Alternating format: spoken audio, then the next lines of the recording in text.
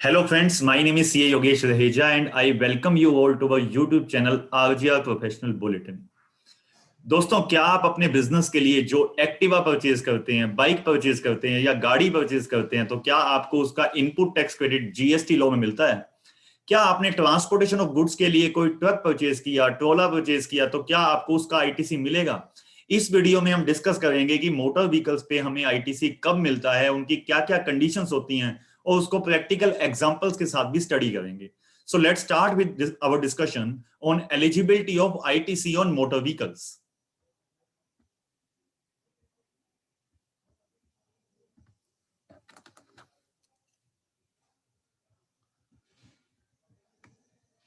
Motor vehicles की definition जो GST law में लिखी गई है, वो ये लिखा है कि मोटर व्हीकल की डेफिनेशन वही मानी जाएगी जो मोटर व्हीकल लॉ में है. मींस सेक्शन हमें ये बोलता है कि मोटर व्हीकल हम उन्हीं को मानेंगे जिसे मोटर व्हीकल लॉ मानता है.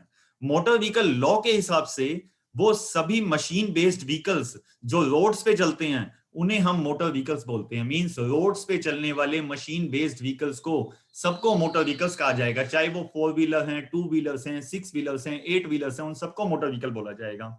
एक्सक्लूजन्स क्या हैं? स्पेशलाइज्ड फैक्ट्री व्हीकल्स हैं जो फैक्ट्री की एनक्लोज्ड प्रीमिसेस में ही चलते हैं, उन व्हीकल्स को मोटर व्हीकल्स नहीं माना जाएगा मोटर व्हीकल के एक्ट के हिसाब से. एंड जो व्हीकल्स जिनके अंदर 4 से कम व्हील्स हैं, मींस की 2 व्हीलर्स, 3 व्हीलर्स, बस उनकी इंजन कैपेसिटी ओनली 25 सीसी की है, इट मींस सभी मशीन बेस्ड व्हीकल्स जो रोड्स पे चलते हैं उनको मोटर व्हीकल बोला जाएगा. लेकिन स्पेशलाइज्ड फैक्ट्री व्हीकल्स को या 4 व्हीलर से छोटे व्हीकल्स को जिनकी कैपेसिटी भी ओनली 25 सीसी की है, उन्हें हम मोटर व्हीकल्स नहीं बोलेंगे. तो हम बोल सकते हैं, हम अगर कोई एक्टिवा परचेज करते हैं 125 सीसी की, तो वो मोटर व्हीकल के डेफिनेशन में आएगा. कोई गाड़ी परचेज करते हैं जिसकी 1000 सीसी, 1500 सीसी या वो जितने भी सीसी की है, उन गाड़ीज को मोटर व्हीकल्स की डेफिनेशन में लिया जाएगा. ट्रक ट्रोला को भी मोटर व्हीकल्स की डेफिनेशन में रखा जाएगा. अब हम स्टार्ट करते हैं एक बहुत ही इंपॉर्टेंट डिस्कशन कि मोटर व्हीकल्स पे हमें आईटीसी जीएसटी लॉ में मिलेगा या नहीं मिलेगा. जीएसटी लॉ का सेक्शन है सेक्शन 17 सबसेक्शन 5, जो हमें ये बोलता है कि कुछ गुड्स और सर्विसेज पे आईटीसी आपको नहीं मिलेगा, मींस कि आपका वो क्रेडिट ब्लॉक्ड क्रेडिट की डेफिनेशन में आता है. तो हमने मोटर व्हीकल्स के आईटीसी को 2 पार्ट्स में डिवाइड कर दिया. ऐसे मोटर व्हीकल्स जिनका आईटीसी मिलेगा और ऐसे मोटर व्हीकल्स जिनका आईटीसी नहीं मिलेगा. सो हम 1 बाय 1 डिस्कशन करेंगे और इस वीडियो के एंड तक आपको ये पता लग जाएगा कि किन मोटर व्हीकल्स का आपको आईटीसी मिलता है और किन का नहीं मिलता है. आईटीसी मिलेगा ऐसे मोटर व्हीकल्स का जो ट्रांसपोर्टेशन ऑफ पर्संस के लिए लगे हुए हैं with seating capacity more than 13 persons including driver. Means driver समेत जिस मोटर व्हीकल की अप्रूव्ड सीटिंग कैपेसिटी 13 पर्सन से ज्यादा है, उन मोटर व्हीकल्स का क्रेडिट आपको मिल जाएगा. कोई अलग से कंडीशन देखने की जरूरत नहीं है. तो हम बोल सकते हैं कोई भी अगर हम बस परचेज करते हैं, कोई ट्रेवलर परचेज करते हैं जिसकी सीटिंग कैपेसिटी 13 पर्सन से ज्यादा की है, मोर देन 13 पर्सन हैं, तो उसका आईटीसी हमें मिल जाएगा. लेकिन उन मोटर व्हीकल्स का क्या होगा जिनकी सीटिंग कैपेसिटी 13 पर्सन से कम की है? लेट्स सपोज 2 व्हीलर्स, उस पे सीटिंग कैपेसिटी 2 की होती है, या 4 व्हीलर्स जिनकी सीटिंग कैपेसिटी 4, 5 या 6 पैसेंजर्स की होती है, क्या उनका क्रेडिट हमें मिलेगा? Motor vehicles ITC will not be allowed को देखेंगे. Motor vehicles for transportation of persons with seating capacity up to 13 persons including driver नहीं मिलेगा.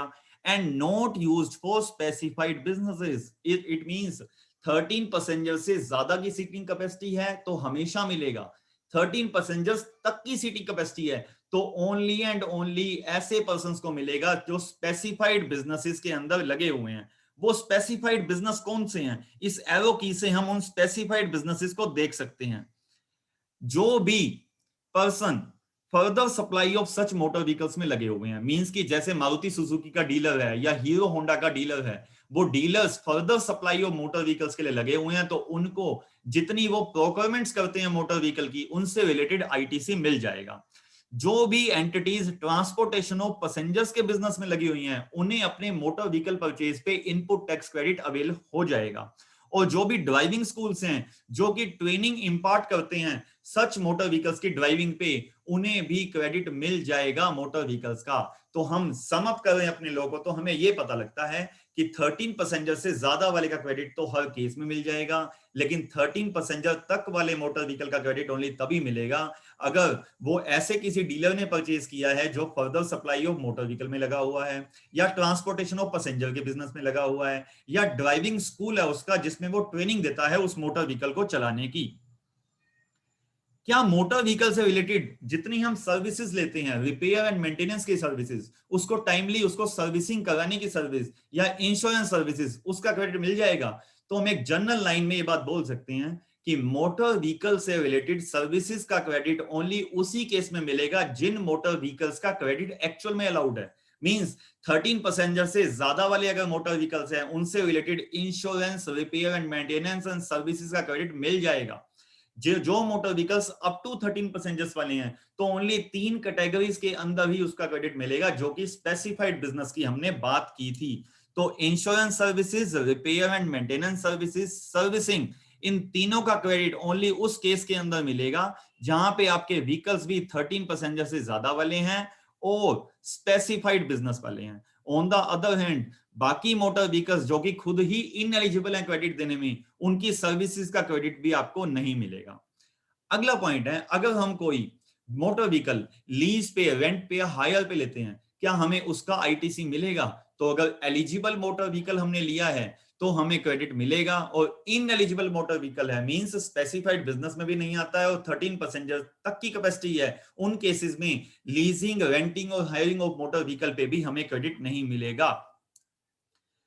एक special point, manufacturers of motor vehicle, insurance companies ITC avail कर सकती हैं insurance का या रिपेयर एंड मेंटेनेंस की सर्विसेज का all category of motor vehicle पे। हमें पता है मैन्युफैक्चरर्स के लिए मोटर व्हीकल की इन्वेंटरी होगी, इन्वेंटरी का इंश्योरेंस कराने पे हमें क्रेडिट मिल जाएगा, चाहे वो इन्वेंटरी 13 पैसेंजर्स की हो या मोर देन 13 पैसेंजर्स की हो। इंश्योरेंस कंपनीज अगर कोई क्लेम देती हैं रिपेयर एंड मेंटेनेंस का, तो उनको जो रिपेयर एंड मेंटेनेंस का बिल पीछे से कंपनी से मिलेगा उसका क्रेडिट उन्हें मिल जाएगा, या उन्होंने अपनी इंश्योरेंस की सर्विस को री इंश्योरेंस करवा के दिया है, उस केस में भी उसका आईटीसी हमें अवेल हो जाएगा। कुछ प्रैक्टिकल एग्जांपल्स देखते हैं।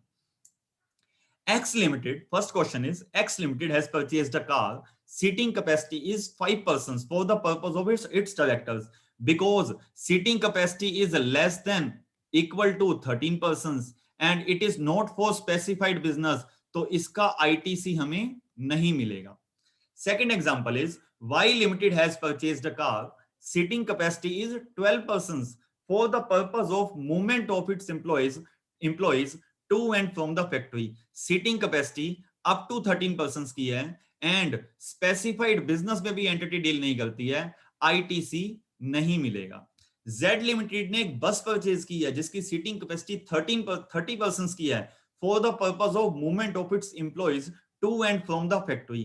Seating capacity greater than 13 persons की है, स्पेसिफाइड बिजनेस के लिए हो या ना हो, आईटीसी मिल जाएगा।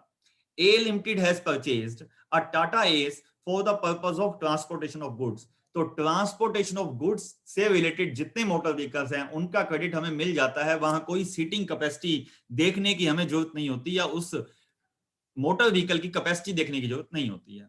B Limited has obtained leasing services from H Leasing and Finance Limited for a bus, seating capacity 40 persons की है for the purpose of movement of its employees. तो 13 पैसेंजर से ज्यादा का मोटर व्हीकल है, स्पेसिफाइड बिजनेस देखना नहीं है, आईटीसी हमें मिल जाएगा। ऑन द अदर हैंड अगर यही हमने एक गाड़ी 5 पैसेंजर्स वाली अगर लीज पे ली होती H leasing and finance limited से, तो उसका क्रेडिट हमें ना मिलता। T Limited has gifted a bus to an NGO valuing to ₹35 lakhs, seating capacity 45 persons की है। अब सेक्शन 17 सबसेक्शन 5 क्लोज ए के हिसाब से तो इसकी सीटिंग कैपेसिटी 13 पर्सन से ज्यादा की है, तो इसका क्रेडिट मिल जाएगा।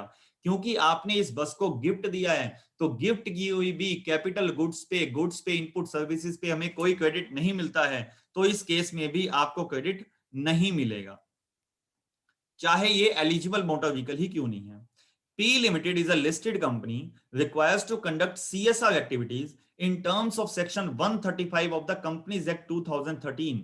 It has purchased an ambulance and donated to a hospital as a part of CSR spends. Whether उनको आईटीसी मिलेगा या नहीं मिलेगा। यहाँ पे एक UP authority of advance ruling की जजमेंट है, जिन्होंने ये बोला कि आपको सीएसआर एक्टिविटीज करना स्टैट्यूटरी ऑब्लिगेटरी है, आपकी स्टैट्यूटरी ऑब्लिगेशन है कि आपको सीएसआर एक्टिविटी करनी है। इसलिए सीएसआर एक्टिविटीज जो आपने की हैं उसे फर्दरेंस ऑफ बिजनेस में माना जाएगा और आपको इनपुट टैक्स क्रेडिट इस एम्बुलेंस का अवेलेबल हो जाएगा।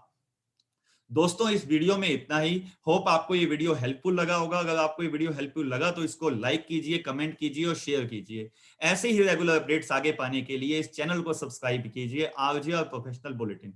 Thank you so much.